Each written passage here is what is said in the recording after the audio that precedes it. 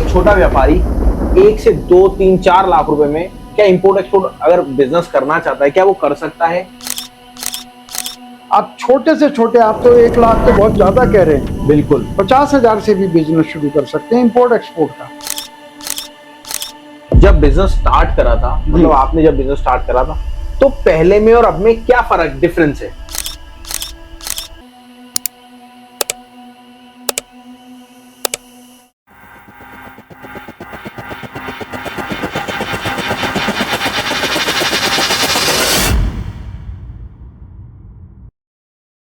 अगर एक छोटा व्यापारी मात्र 1 से 4 लाख रुपए बीच में इंपोर्ट एक्सपोर्ट बिजनेस करना चाहता है, तो क्या वो कर सकता है?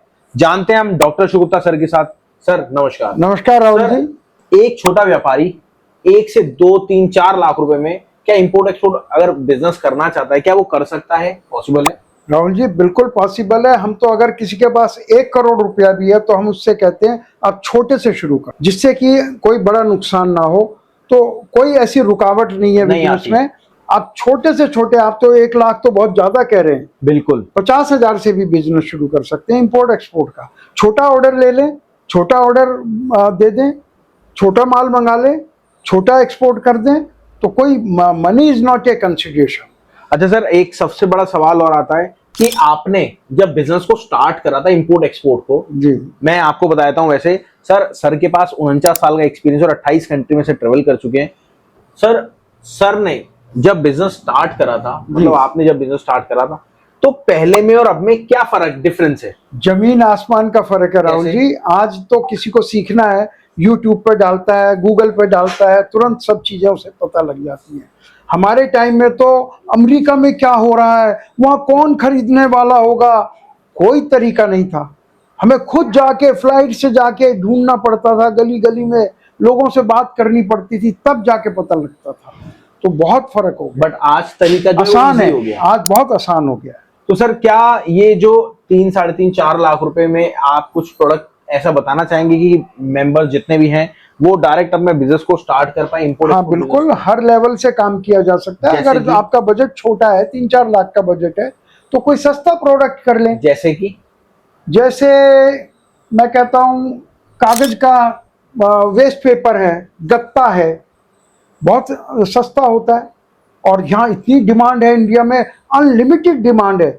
जिस फैक्ट्री में चले जाएंगे वो हाथ जोड़ के खड़ा हो जाएगा। सबसे बड़ी बात ये है।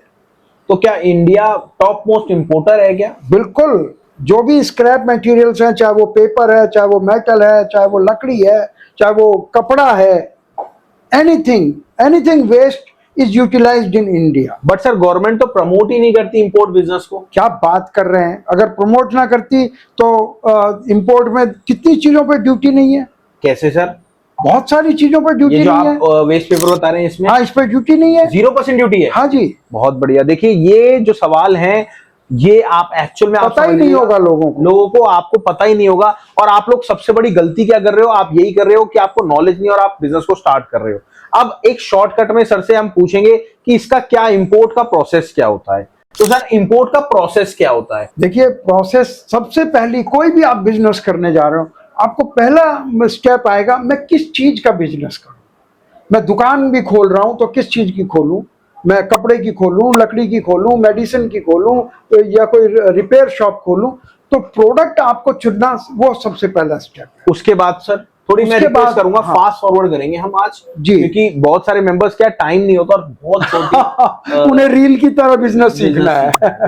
उसके बाद सर, उसके बाद किस कंट्री से करेंगे, और फिर उसके बाद किस व्यक्ति से, उस बड़े कंट्री में किस व्यक्ति से करेंगे, और फिर मतलब स्टेप पूरा बताइए कि उसके बाद जो है, फिर आप अपनी यहाँ की लीगल तैयारी करें, पेपर तैयार करें, डॉक्यूमेंट तैयार करें। ये थर्ड, मतलब पहले आपने बताया मार्केट सिलेक्शन, फिर जी आपने प्रोडक्ट सिलेक्शन, मतलब प्रोडक्ट सिलेक्शन, मार्केट सिलेक्शन, फिर कंपनी एंड डॉक्यूमेंटेशन, फिर उसके बाद क्या तरीका? उसके बाद आप अपनी वेबसाइट बहुत बढ़िया बनानी चाहिए आपको। अच्छा, इसमें इंपोर्ट में भी आपका इंट्रोडक्शन केवल वेबसाइट है। आप यहाँ कुछ भी नहीं हो, लेकिन आपकी वेबसाइट अच्छी है तो वो इम्प्रेस हो जाएगा। और उसके बाद हमें वहाँ जो यहाँ पर, क्योंकि हम इंपोर्ट कर रहे हैं, तो जब तक खरीदार नहीं होगा तो हम क्या करेंगे? तो हमें यहाँ खरीदारों को देखना है। ठीक है। उनसे बात करनी है। फिर उसके बाद प्रोसेस देखिए, सबसे अब पहले सब कुछ हो गया, आधा काम हो गया कि यहाँ खरीदार तैयार है माल खरीदने के लिए, तो वहां बेचने वाले को ढूंढना है, और वो स्टार्टअप इंडिया उसमें पूरी हेल्प करता है, एक एक आदमी के बारे में बताता है, उसको चेक करता है, ये सारी चीजें।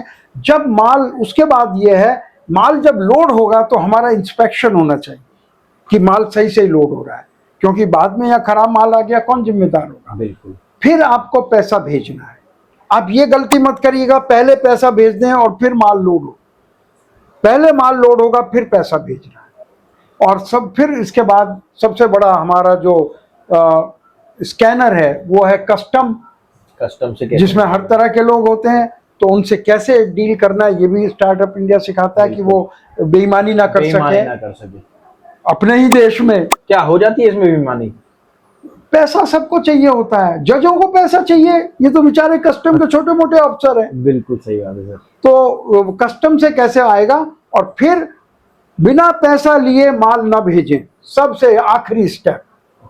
आपका इंपोर्टेड माल है, बहुत कीमती माल है जो किसी के पास नहीं है, तो आप क्यों उसे उधार दे रहे हैं? इंपोर्ट बिजनेस का फायदा यही है कि आप कैश में काम करते हैं, कोई उधारबाजी नहीं, इसलिए आप 1 करोड़ से 5 करोड़ का काम कर सकते हैं 1 महीने में।